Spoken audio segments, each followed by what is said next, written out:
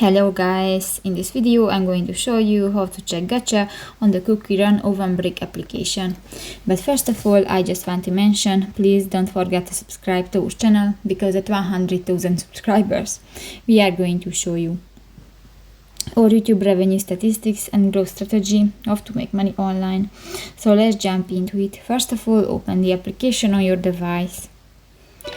That's the home screen, and you can find different buttons, for example the shop, the event, the settings and others.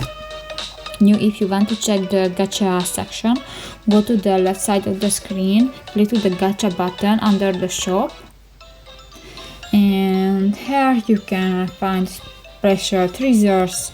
You can find different costumes for your cookie, and you can find jelly shapes.